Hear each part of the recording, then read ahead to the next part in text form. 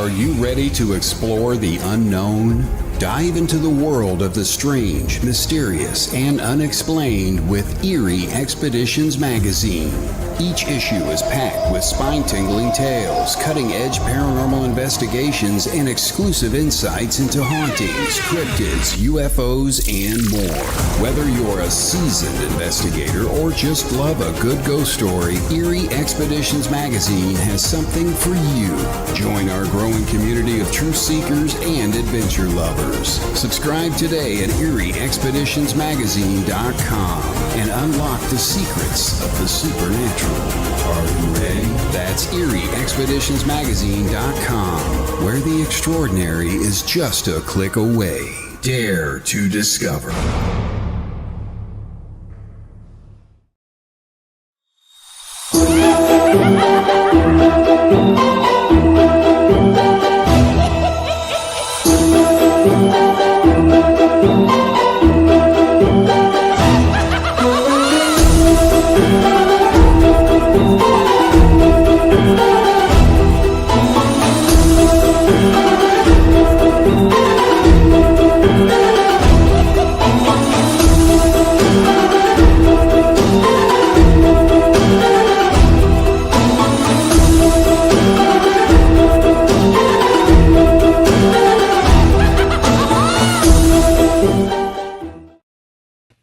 Welcome to this episode of the Gateway Podcast. I'm your host, C.L. Thomas from somewhere in the Mojave Desert.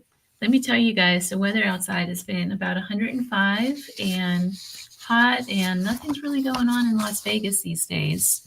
We did have a couple fires around town due to the fireworks. People tend to get a little bit out of hand around here. You know, for the last 13 years, I haven't gone anywhere. There's two holidays where I just really can't go anywhere, and it's New Year's and 4th of July.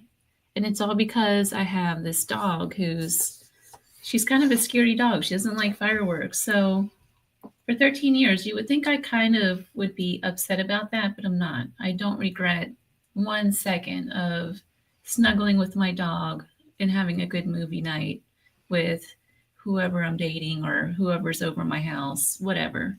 It's a good time. So, you know, it's a big movie night for me on Friday the 13th. I did have a few friends over. I snuggled with Reese, that sort of thing. But my whole weekend was really good. I don't know how everybody else's was. I saw a lot of stuff on Facebook over the weekend. A lot of floodings going on out there.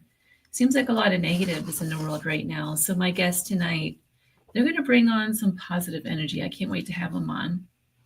So stay tuned for that. But just wanted to tell you, I went to a couple pool parties over the weekend, probably 2 different pool parties, which that's my thing to do when it's hot. I hang out at the pool.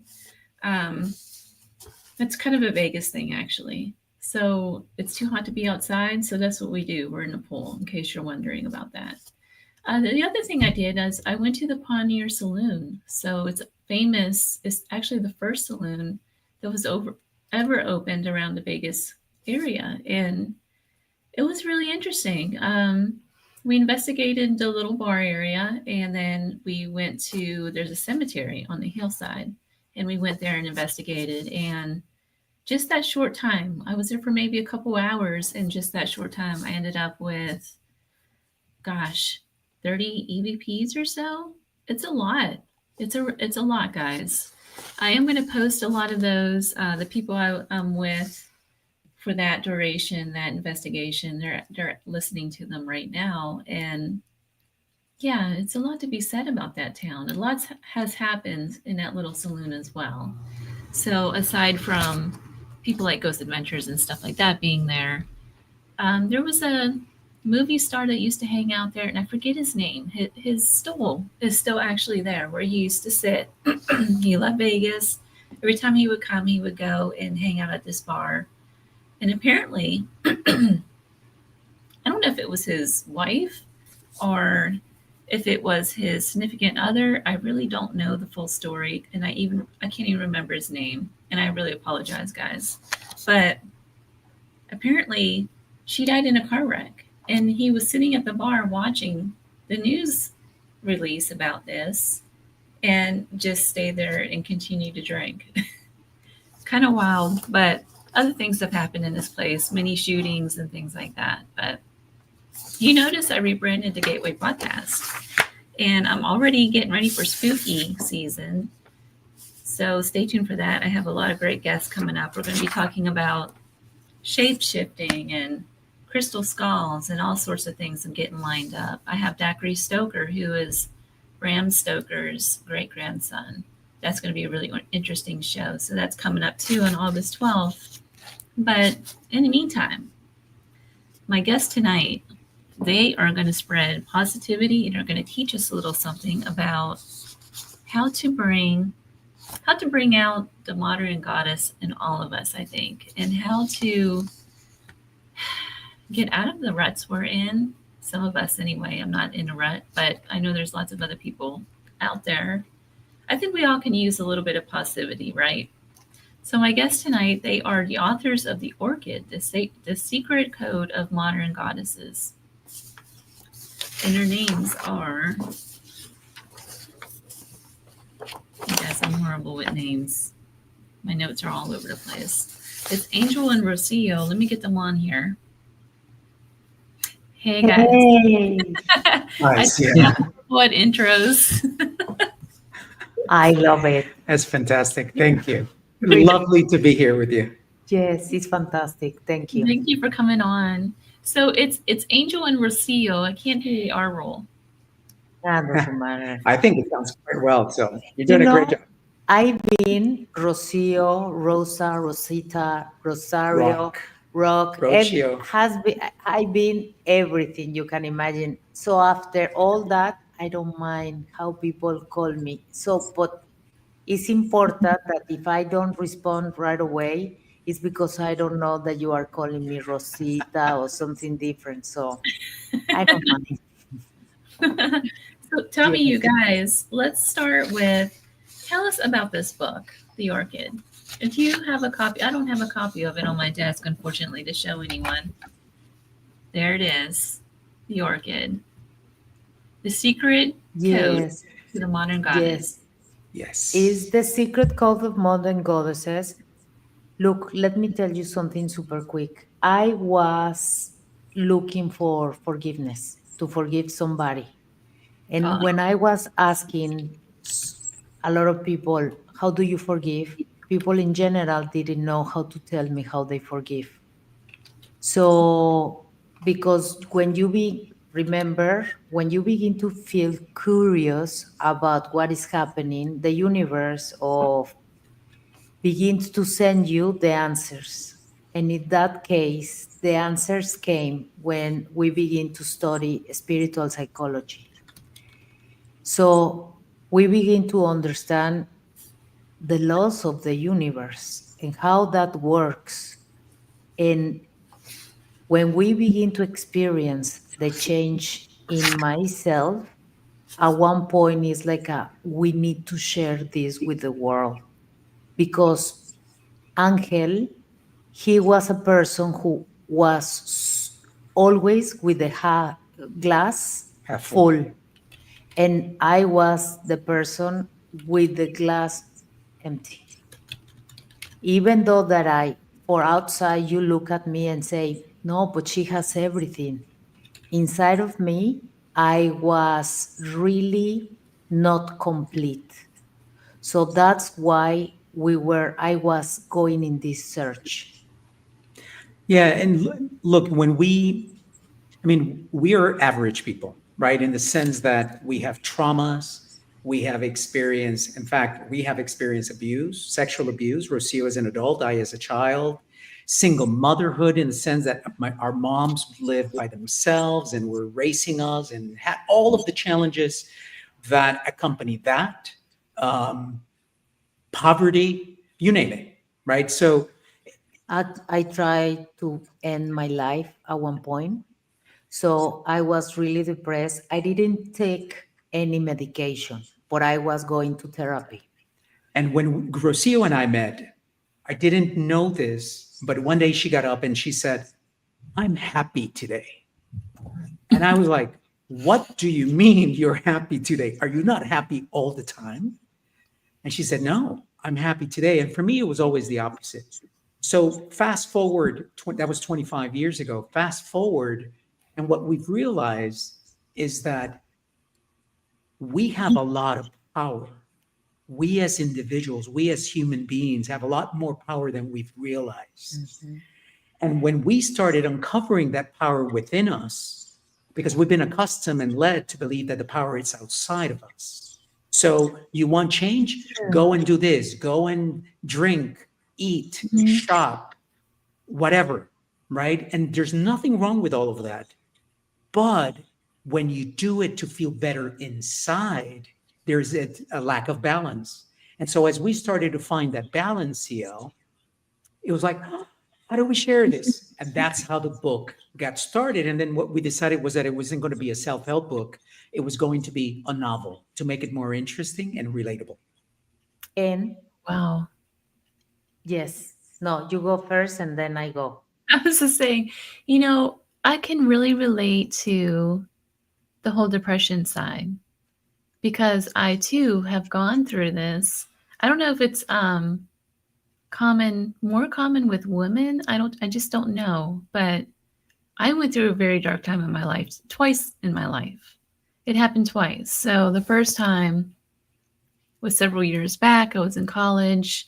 I did try to commit suicide back then. It didn't take for whatever reason. I had long story short, I don't usually share this kind of stuff, especially publicly, but yeah, I did. I tried to commit suicide. I was in school and I took a lot of pills and I went to sleep and I had an out of body experience. I saw my body laying on the bed, you know? So I went through it again just a few years ago when I first moved to Vegas. So, how did you come out of that?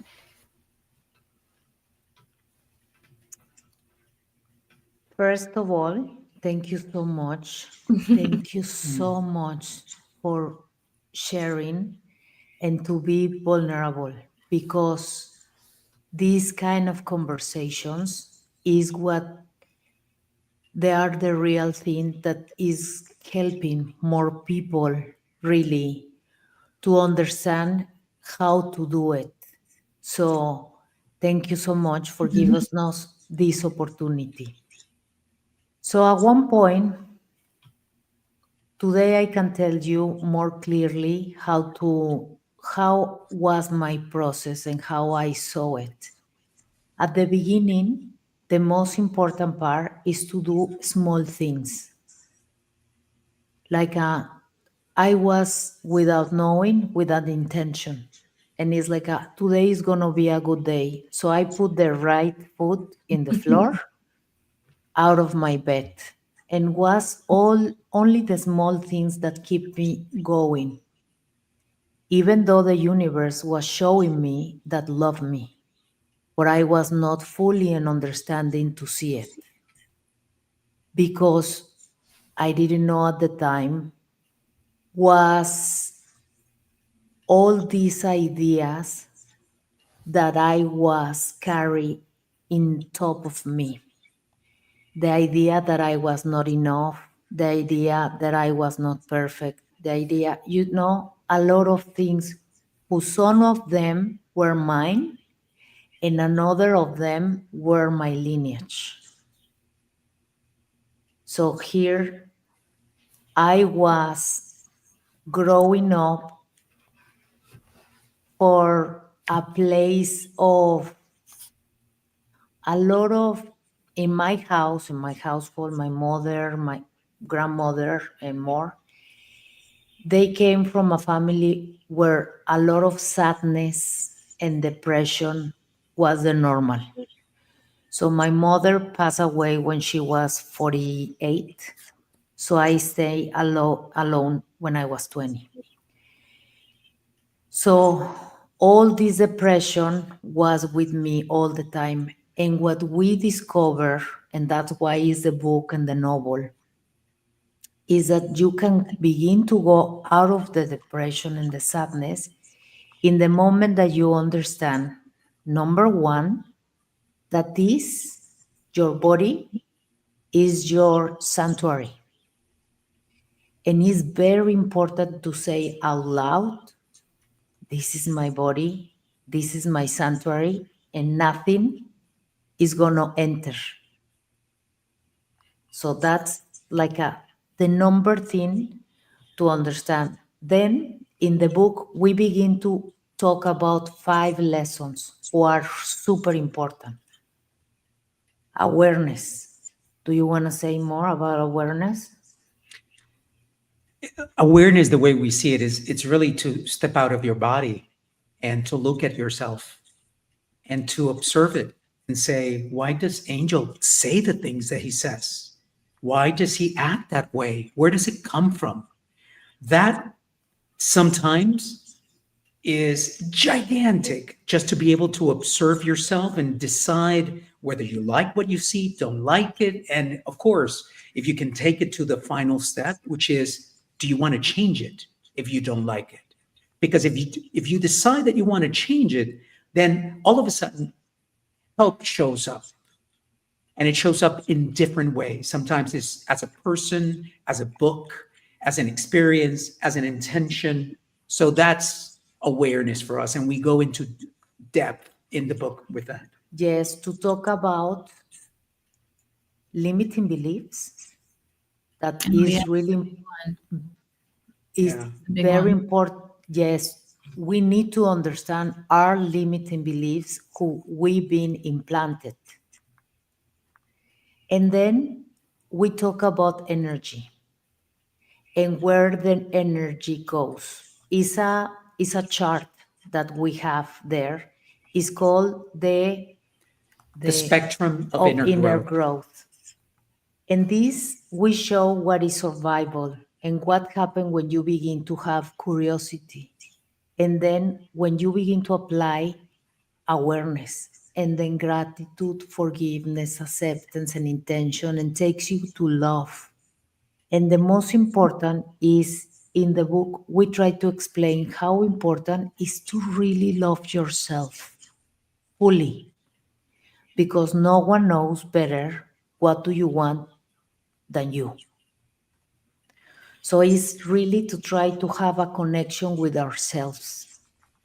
So in the moment that you begin to have this awareness and you begin to see yourself, then through exercise is this connection to remove the pain from inside our bodies. Mhm. So I used to have a lot of pain here in my throat because I was not able to talk and to express myself. So I was feeling the choke of here. And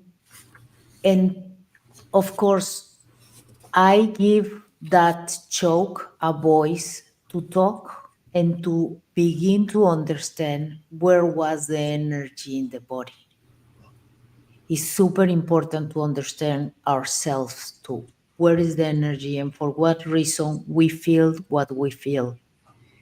And little by little, you begin to transform. That is the real alchemy that we can do, really, is to transform something that is very painful to something that doesn't have any power over us anymore. That's interesting. So in this book, when you develop all the characters, how does each of your own inner work and life experiments come out in that? I'm sorry if you hear coughing. That's my dog in the background. It's better to have. As long as he's okay Reese. or she is okay.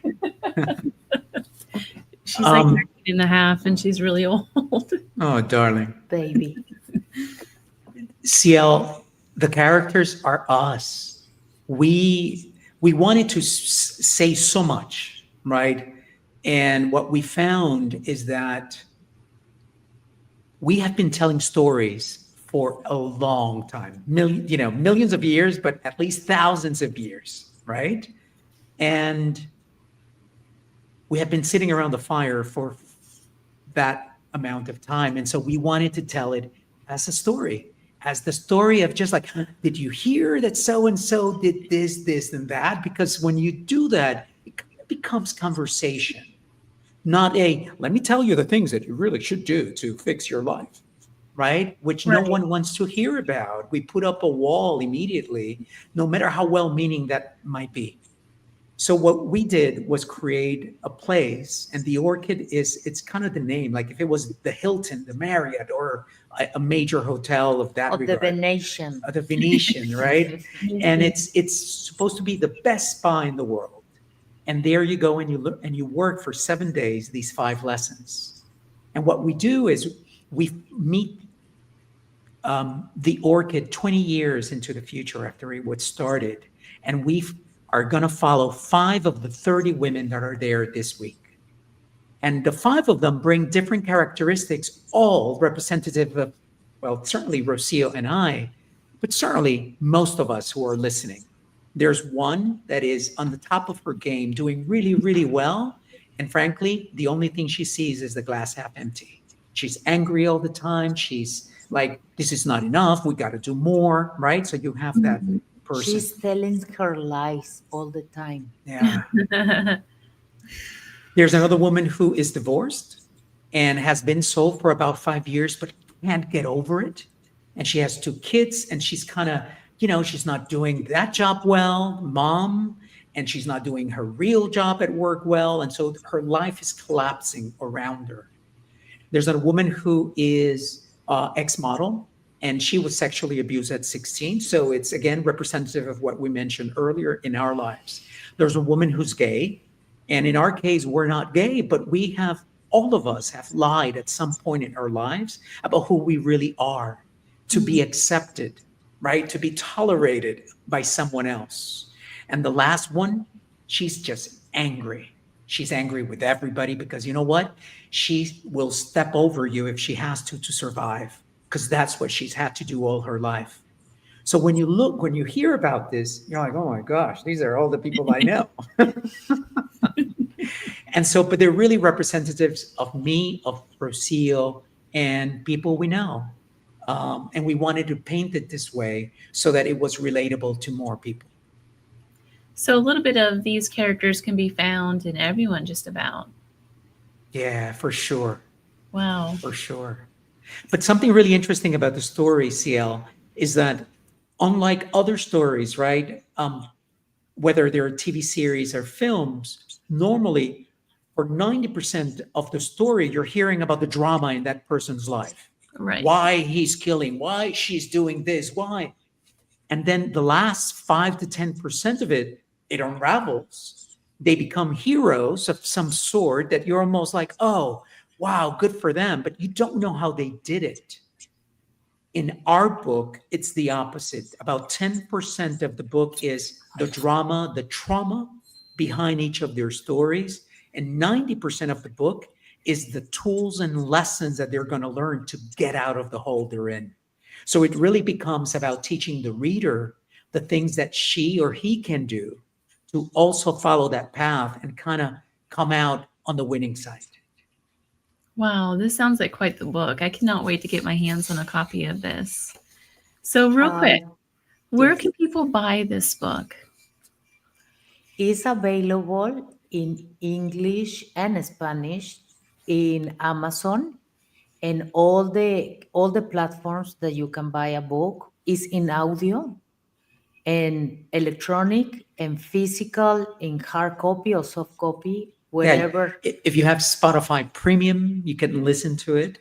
If you Yes. have Audible, it's available on Audible. So pretty much everywhere. And in most major bookstores, you can go and order it and they'll deliver it in a few days.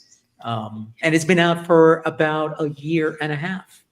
So you can go to Amazon and look at some of the reviews that people are leaving behind. And what It's we're hearing is, Use. yeah, That's why yeah. I kind of wanted to have you guys on and talk about it because it really seems like it's picking up speed. Do you guys have Yes. a podcast too, right? What we try to do is at the end, it's not about us, it's about the reader, it's about how we can share the tools with more people for more people to feel better about what they are living, the experience of life that they are creating. And that's why is so important to really see the examples of the character for people to begin to grab whatever they need for their life today. So is again is putting this example for a lot of people to see how do you resolve different issues. Because sometimes really I was reading a lot of books and they don't tell you like the soft things, the innuendo, the feeling that you need to have for resolve it. So it's very important. You can gain that with therapy and courses, but if you are in the common in your house and you want to read the novel, you can do the exercise and begin to do all your rituals really to release and release, because when you begin to release, and we explain it in the chart, it's like you are heavy and you begin to go more lighter, like water. From ice, you begin to go a little bit more like a Vapor. vapor. Yes. Something Like, worth mentioning. I'm sorry, please. oh, just like alchemy. Just like alchemy, without a doubt. And you know what I was going to say, I'll say it because it's very much in line with that. I'm sure your audience is well aware of the esoteric, of the paranormal. Oh, The yeah. only reason why we call it paranormal is because we don't understand it. Because Right. it's so alien to us that we have to call it different. But the truth is that we are that, right? Within us. I mean, our bodies have the ability to heal by Mhm. themselves. If you don't call that magic or paranormal, what is it, right? I mean, we probably have lost so much of that throughout our existence by denying that it exists. Because they kill us. Right. I mean, women, right? If we do Intuition, it, if you are a little bit magical or you have an you intuition would be really, burned, it's like, no, let's kill her. right? Yes. So now it's safe. So, but in terms of evolution, we've put that down, we've hidden that so deep within us that now we're opening the doors again, and it'll just take a little bit of time. But in a way, what we are suggesting in our book, it's no different, because what we found is that when you really go deep into these five forces, they're forces: awareness, gratitude, forgiveness, acceptance, and intention. It's like you become magical when you are intentional in your life and you let go of your past and you're no longer carrying the burden, the trauma, the pain, The you history. the history that has brought you, your family, the lineage down, you become super powerful. And that is just really, really exciting because more people are finding it. And I think that's what they go through. And that's what they find when they start reading the novel. They're like, what do you mean I'm more powerful than I've realized? It's interesting because my audience is primarily paranormal, but I do have a lot of like psychics and things like that on here as well. But I really thought you guys would be good guests because you're right, everything is energy based. And so you, as far as like the collective conscious, what I like to think about when you start doing self-awareness, where do we fit in the grand scheme of things and in collective consciousness? And with some of these fields, you tend to, like paranormal, for instance, right now, there's just so much negative in it right now. There's a lot of hurt people. There's a lot of people running over people, like you said, to get ahead. It's a lot of backbiting. It's just a lot going on. And a lot of people are using that energy for the wrong reasons instead of trying to see hope for end of life situations and to kind of see that we are more than our physical body and that we can do healings and things like that. I think the message has really gotten lost, I guess is what I'm trying to say. I totally agree with you. And that's why that took me 30 years to find the answers. Because believe me, my mom died when she was 92. And now we can have this conversation. In 92, only a few people were able to really have the conversation. That's why she died for depression, and she didn't have any tools. And today, this is the kind of book that I wish I have for her to read and to for us to really heal and transform the energy to, yes, was horrible and difficult what happened, but that doesn't define us. Right. And that's what's important. Is the most important, and to understand that the really to love, the most important love is to love ourselves. So in the we've been conditioned to think that, remember, you have two options: to focus your attention in the glass empty, or you focus your attention in the glass full. When you focus your attention in the glass that problems, no hope, is difficult, and we continue to be in that energy. In the moment we focus our attention to hope, love, creativity, joy, and abundance, in that moment, your heart is begin to send that signal to the universe and begin to give you that experience of life. But it's very important to say, this is my temple, and nothing that is not love is gonna come inside. May I say it differently? The same Yes. thing differently? The moment that I started to look at me, at Angel, this body, at this thing that is Angel, as a bank of energy, my life changed, right? Because I wake up every day and it's full. I rested, it's 100%. And so some people is the middle of the day, some people is in the evening, depending on what type of person you are. But at some point, you are 100%. And then you have this really big, important thing that you need to do today. And you go and you get on your car and you go do it.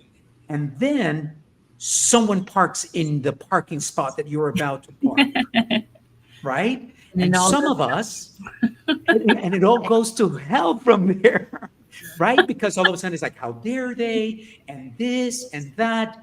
And so what did you do? You gave that your energy.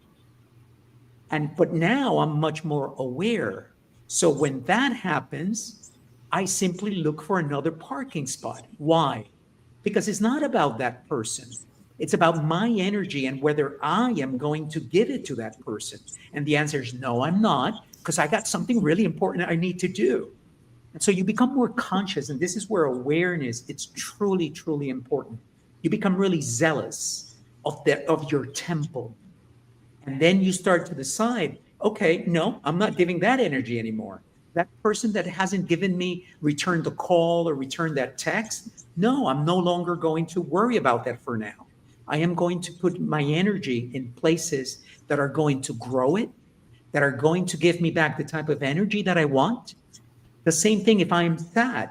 Like, do I want to be sad today? And the answer needs to be whatever you want it to be. In my case, it's almost often, no, I don't want to be.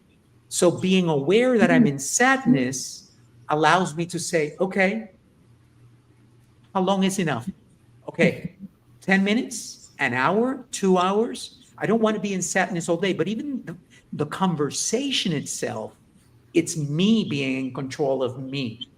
So all of a sudden you start, it's almost like you become your energy manager, right? And Right. it shifts a little bit, and then it shifts a lot, and you become really, really, really good at it. My best example, and I'll stop after this, it's the movie Matrix. In the beginning, right? The bullets go at Neo and it hurts him. By the middle of the movie, the bullets he kind of misses them, but they still hurt him a little bit. And at the end of the movie, he just puts his hand up. The bullets don't exist because he made it so. In his mind, this is no longer going to hurt me. And I believe that if we start thinking of ourselves, this really powerful thing, being that has to be protected, and that there are tools to do so, we can make significant changes in our lives. That's interesting. What is your suggestion when we go through our day-to-day lives and we meet all these other people? Now, we might be in a good place. Like, we might learn all of the techniques to better our own energy and work on ourselves. But then we're in connection with people all day long who that might not be the case. More often than not, that's the case. So how do you suggest? Look, that's why we put it in the novel. Everyone is doing the best they can with what they have. And some people, they don't know better because really they don't know better. They think that screaming and being hurtful is the way. But little by little, they used to have a lot of power in me, and now they don't have any power on me. So I understand that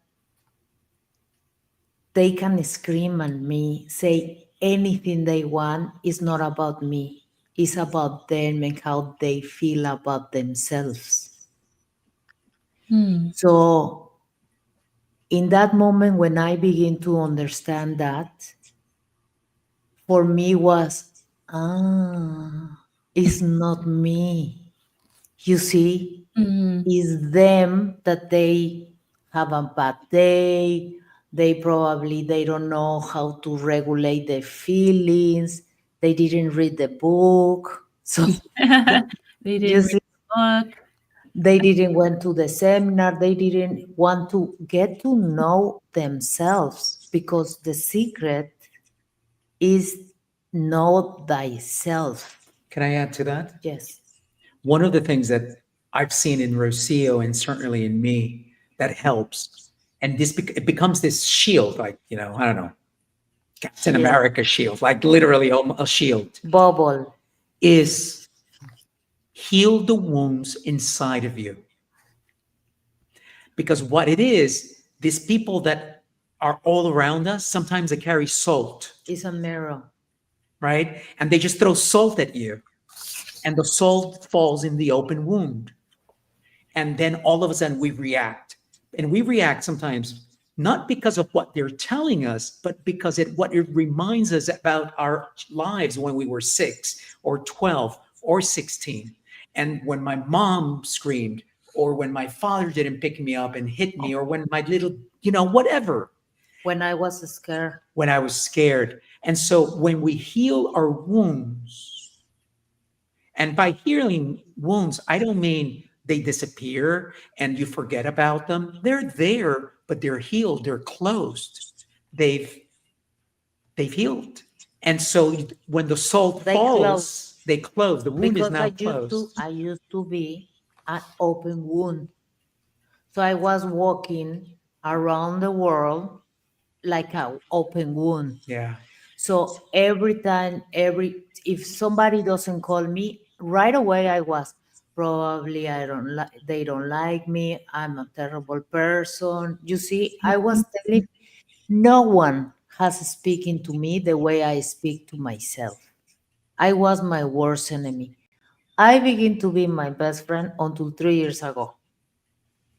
So for first time, I was like, can I be nice to me?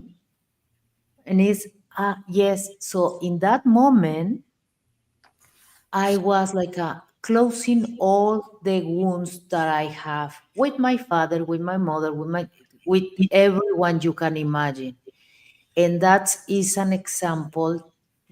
We put several examples in the book for people to work and to begin to understand that it's not about them.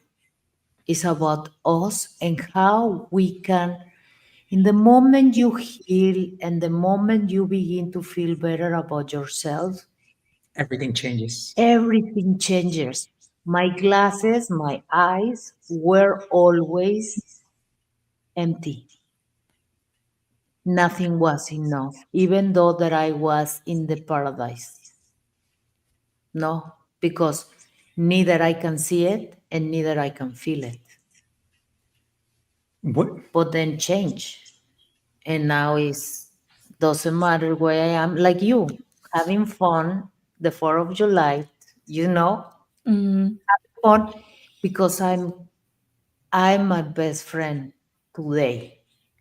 And oh my God, now I can explain it to my daughters too. How to do it, how they can feel better about themselves, how they can take risk. You know, it's like we don't have any stop. We can go for wherever we want. And the best part is if you are better, we all are The better. collective is better. yeah. Yeah. So Yeah. I think that's that's the why point, it's so right? important. Yeah. Yeah. Yeah. So in your book, with the five different, there's five of them, right? Yeah. The five core themes: Yes. awareness, gratitude, forgiveness, acceptance, and intention. Um, can you talk a little bit about two of them, the forgiveness and awareness, and how those are wrapped in those, how I guess the themes unfold within the story? May I? Yeah. We look at those five in three stages, right? The first stage is, as we mentioned, is observe yourself. There's a scientific exercise that was done in a laboratory experiment in which there were. I'm going to do a bad job at explaining it because I'm not a scientist, but I'm going to do my best. And it's they were firing photons, essentially electrons, right? And when no one was inside the room, they went on a straight line. The moment that someone started observing them, they shifted. They were no longer traveling on a straight line. That's what happens with observation. The same can be said. I don't know if you've been around children and all of a sudden they act one way when you look at them and they act a different way when you're not looking at them. The Yeah. same. Observation changes. So when we observe ourselves, that's the doorway into making changes in our lives. It's a good thing. Now, there's a critical element for everybody listening. Don't judge. You're just observing. Important. Do not judge, because in the moment that you're judging, you're putting this negative, low vibration into it. Oh, how dare you? That's stupid. Whatever it is, don't do it. Just observe it. And if you can, add a piece of love in there. Add a little bit of dosage of love, because love fixes everything, right? That's the most pure energy and most high vibration that there is. And so if you can apply it into everything in your life, it'll be better. So the first stage is become aware. And then as you go through that process, if there's something you want to change, we invite you to try the next three lessons: gratitude, forgiveness, and acceptance. And you didn't ask about gratitude, but I'll mention very briefly. In gratitude, what I found, if you're heavy, like really heavy, sad, depressed, Eyes. yes, you're just like, oh, I don't want to be this right now.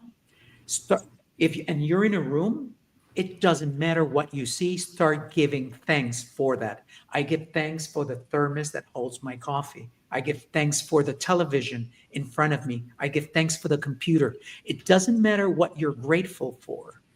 What matters is that you enter into the vibration of gratitude. It is powerful. That is why we've prayed for thousands of years. That is why we have done all these rituals, thanking our ancestors, etc., because gratitude is extremely powerful. Move on to forgiveness, the same, but in a slightly different, almost opposite way. Letting go. You got to let go. Some of us carry for what happened in our tribe thousands of years ago, still today. We are cleaning. We're cleaning, and sometimes we carry what happened 5 minutes ago. How dare you do this to me? And what I've realized, and going back to my example about managing energy, I don't see forgiveness as something I do for someone else anymore. And I read about that all the time, but I never really experienced it.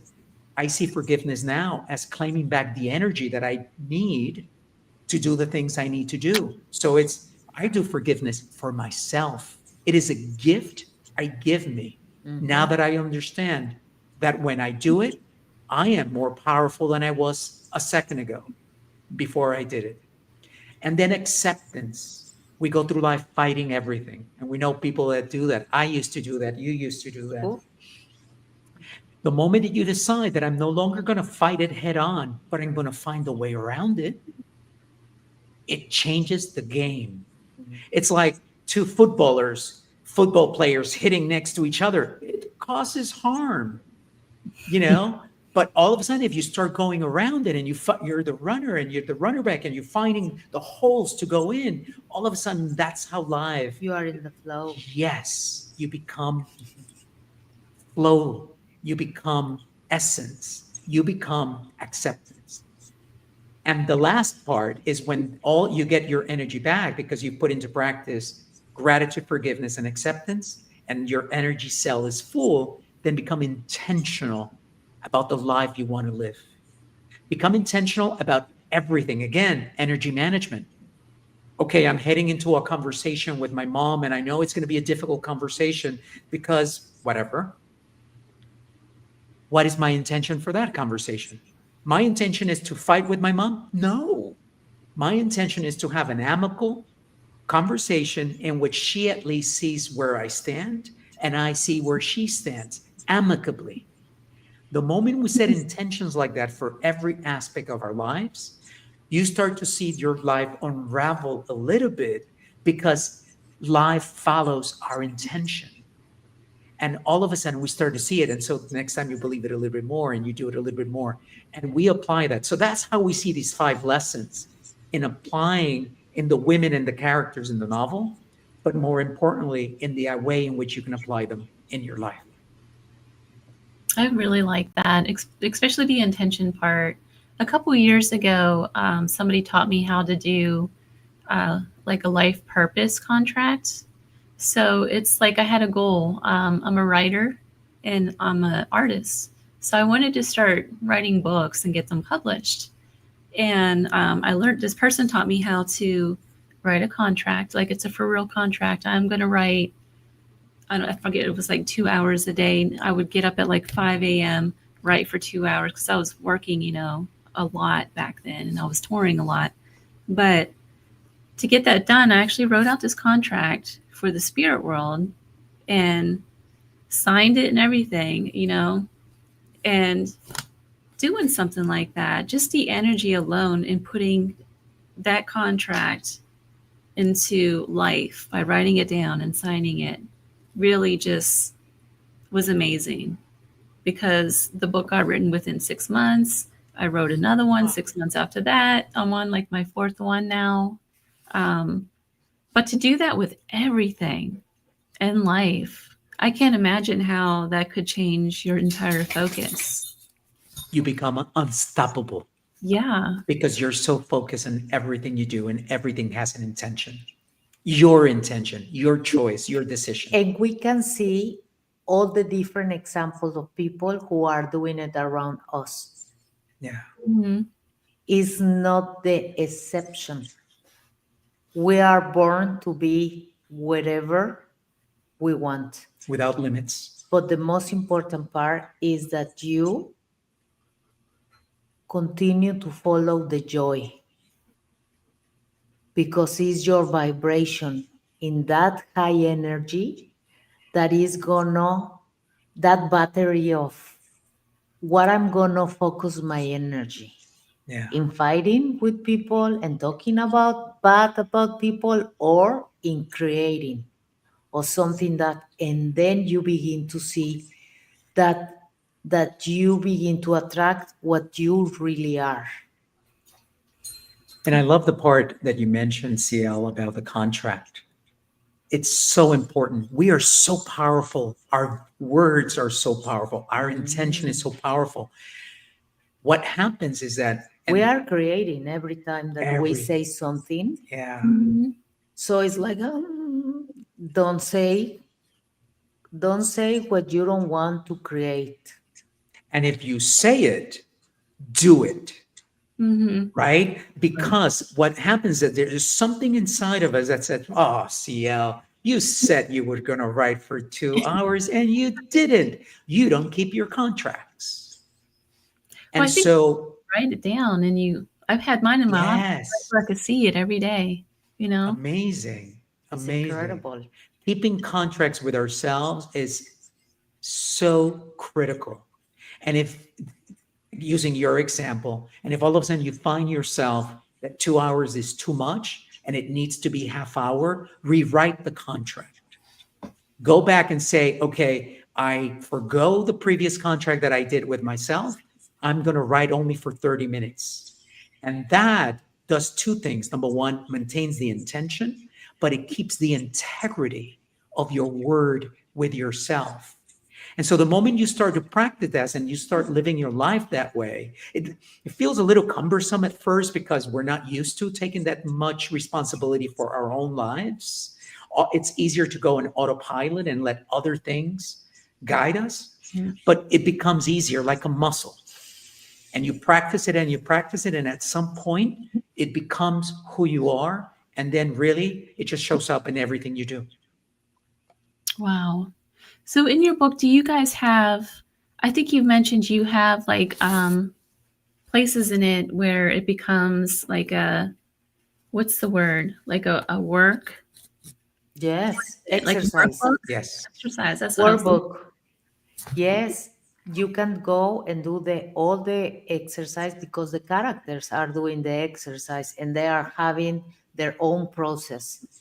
So, for example, at the time when we go and do this, the intention, we've been already cleaning the energy of the characters for them to be in a better position themselves to create from that place, for the place of abundance, for a place where you are more in harmony. Because I used to create from a place of lack, and the result was not great. Mm. Was more lessons to learn, but because I was not true to myself, I was in fear. I was really needy. So of course, what I was creating was full of that energy. So it's better to go clean and then you go and create from another energy Close because the if wound, yes, close the wound. And right, it's like, it's almost but no metaphoric. one tells you. Yeah. And I was reading the book and it's like, no one tell me that I need to do this first. So it's just the secret, yes, just the secret, but clean the past, feel better about yourself, who you are, and then you're gonna create whatever you want. And it's in our book, it it shows up quite linear because you're writing, right? And Right. but it's not linear, right? Sometimes I need to go back and I spend an entire day on gratitude because the heaviness within me requires me to dedicate a lot more time. Or it's forgiveness. Or sometimes you stay in acceptance for a long time because there's nothing you really can do. And it's like, oh my gosh, I'm surrendering. Lord, I'm surrendering. Help me out here. But so the point is, they're given linearly in the book, but you can apply them differently at any time of your life, of your day, because it's whatever you need, whatever and you know the answer to what you need. No one else knows. Part of the issue that we have is that we look outside for the answers. We come equipped. We're marvelous beings. We come equipped with the answers. It's almost like this is really a search, right, within us for that answer. We have the clues, we just follow. And so in the book, we have different exercises. There's a great exercise, CL, and it happened because Rocio went through it herself. We call it the blue tape exercise. And the blue tape exercise is Rocio was looking for a way to explain the audience in this retreat that we were all that she had cleansed in her life before. You want to talk about it? and I begin to write in every tape And pieces of tape. all the challenge that I had. So I put it in my body and I begin to tell the story how I was my challenge, and I remove it because that challenge doesn't define me anymore. And neither this one, and neither this one, and neither this. And was really is so beautiful And powerful. to understand that in the bottom were incredible. Yeah. Wow. And nothing defined me. So, and I begin to relate myself with the world from that place. And the place and the world react different. Has been absolutely amazing. And I want to share with everyone in the world to have here together a party. So, can you talk a little bit about? I know you probably already mentioned a whole lot of it, but what is the secret code? Hmm. The secret code is to be free Okay. The and secret. create Yeah. whatever you want. Really. The secret code is apply these 5 and go and have a fantastic time. The secret code is the power that we carry within and power that can be accessed. But I'll tell you, at least from my point of view, my experience was that when I really unraveled the power, the serenity, the energy that I have now, it's when I aligned 4 points in me: my thoughts, my words, my emotions, and my actions. Before then, they were firing in all different directions. So my energy was being wasted. You Mhm. know, it's like having a car where the engine is kind of right. That's how I was going through life. All of a sudden, I now know, how much time I certainly used to, but how much time do many of us spend trying to correlate the lies that we say, right, with our actions? Oh my gosh, who did I don't remember who I lied to, so I need to be careful, et cetera, et cetera. That's wasted energy. And it's wasted energy that is taking and is distracting you from doing whatever it is that you really want to accomplish. And all because of fear of not being liked or whatever else. The point is not judging here. The point is recognizing it. And like, oh, I did do that. And when I said, I'm not going to do that again. So, for example, it's funny, the other day, one of our daughters said, Dad, you've always done everything you said you were going to do. When it comes to them, I'll pick you up or I'll do this. And if I can't do it, because that was a contract, I would go back to them and say, girls, I can't do this. I'm busy or something else came up. Is that okay? Yes, of course, Dad. All of a sudden, I don't have a contract anymore. I'm so integral in my energy. And so examples like this, which are in our faces, that's why we call it the secret, because they're all around us and they're so easily to tap into. It's almost like you're playing a video game and all you really need to do is look behind the door, but you don't dare, but there's a superpower waiting for you there. And that's how it feels. And that's why we call it the secret. I love it. I do have a little bit of an off-topic question. Mhm. What do we do with social media? That seems to be the number one Oof. place right now. Like you said, it takes people's emotions all over the place within seconds. You get on TikTok these days and you hear, I don't know, whatever latest propaganda or whatever it is that they're pushing. You know, I used to work in marketing for companies like a Time Magazine, Mm-hmm. Nickelodeon, and Entertainment Television, things like that. Since then, I stopped watching TV because I was seeing how at the end they were telling me that I was not enough, that I need to buy the car, or I was not beauty enough to be a model, or I didn't have the clothes, or I didn't, all the Mm. time. That was TV. Magazines were the same. But then social media came, a great idea. At the beginning, connected with your friends was amazing because you really don't know where, right? But today, the algorithm knows exactly that for us to be glued to the telephone is needs to be more chaotic, Dramatic. Yeah. dramatic. They understand perfectly that if I begin to push him in the face or he hit me, people is gonna be glued. So for one part, they are playing with us, but the person who has the power is us. And good or bad, they are like putting garbage in top of us, in our face, in the face of our kids, in depression. Now is depression, disconnection is more than ever, never before. That's why we are doing this. And we are going outside and telling people, come on, you can do it. Because really what I've been seeing is the depression is going like this, Yeah.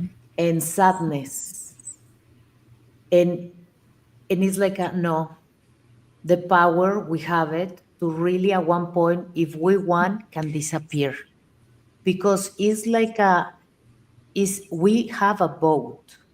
It's the boat for our energy, the boat for changing the channel, and the boat for don't go to social media, or to put in social media something that makes you feel happy. Doesn't Or have any light, limit the time that you're doesn't in it. have likes.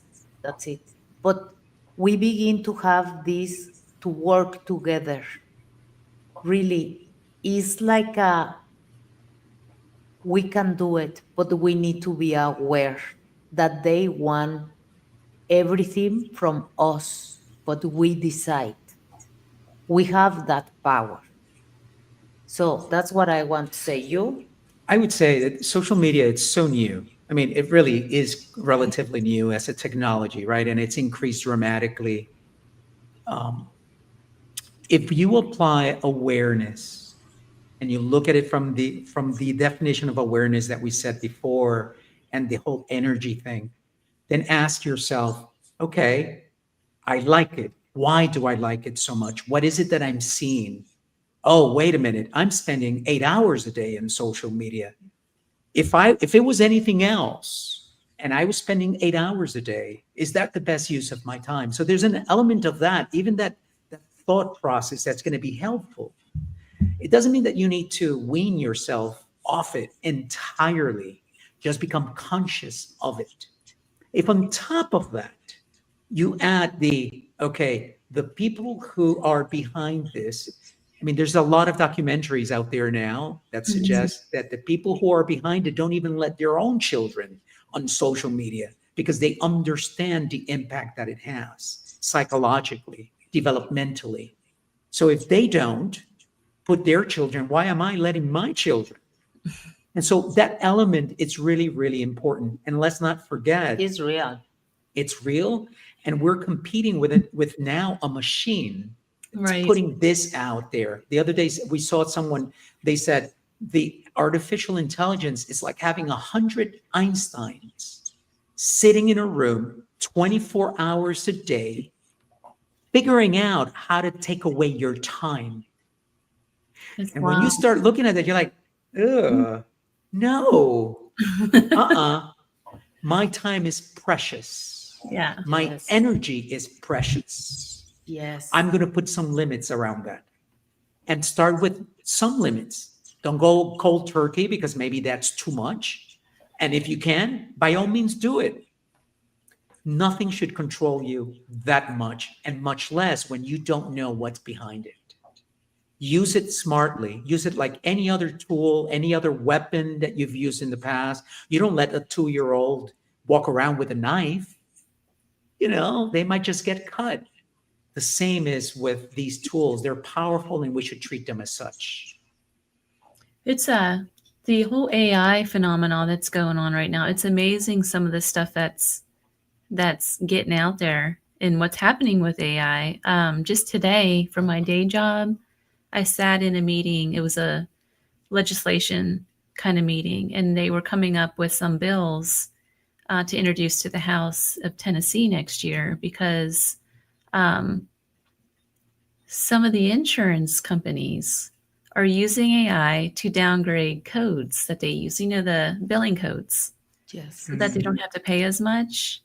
It's crazy what they're doing with this. So now it's going to be, when we introduce it to the House, it's going to be my computer versus your computer.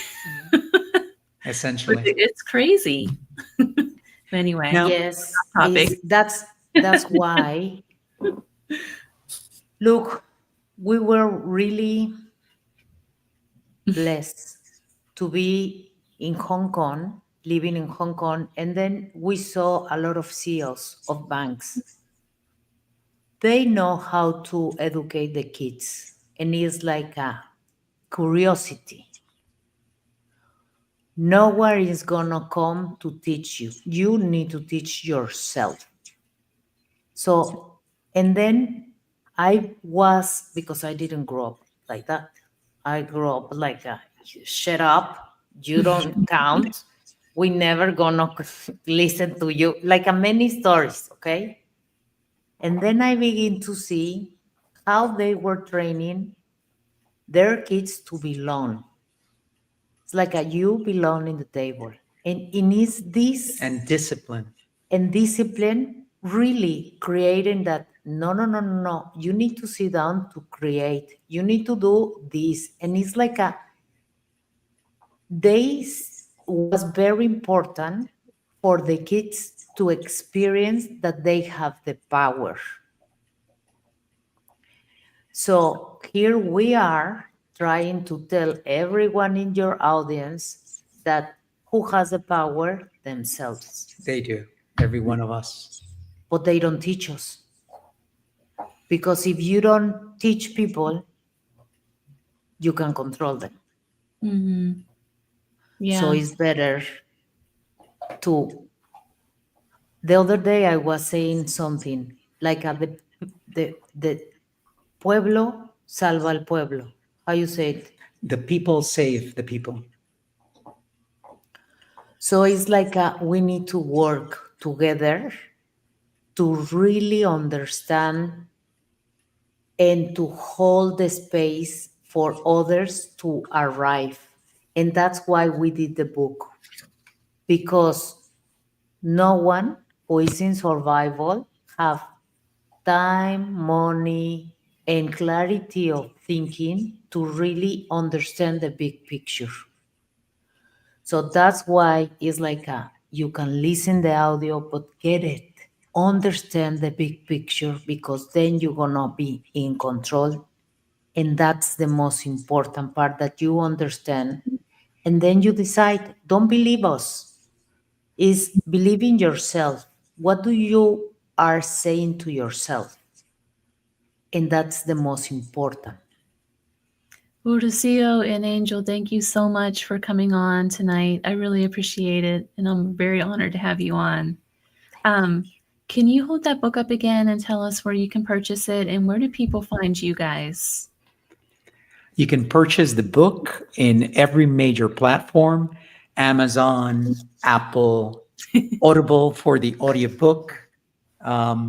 And you can also visit our website. And if you remember nothing else, you can remember theorchidbook.com, theorchidbook.com. And that's where you can go and find all sorts of information about it. Again, this is really a novel that can inspire you to live a better life, that can teach you tools and lessons that can help you along that journey. Well, thank you guys so much for spending the time with me this evening.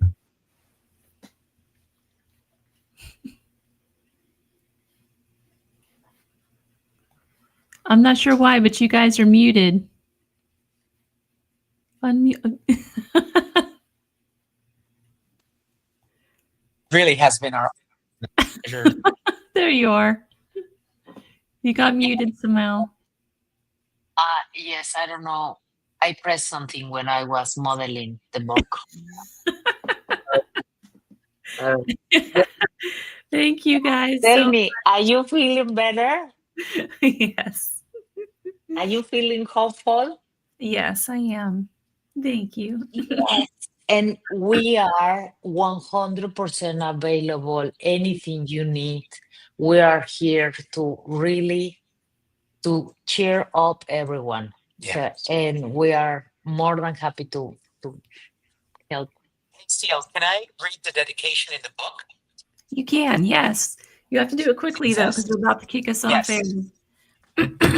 All right, here goes. To all who journey through these pages, may you be inspired to rewrite your own narrative and live a life of love, free of limitations, enriched by the knowledge that you are powerful beyond belief. Thank you guys so much. So you've been listening to the Gateway broadcast live from United Public Radio Network 107.7 FM New Orleans. My guests tonight were great, weren't they? I just love those guys. The Orchid, I'm going to post that link.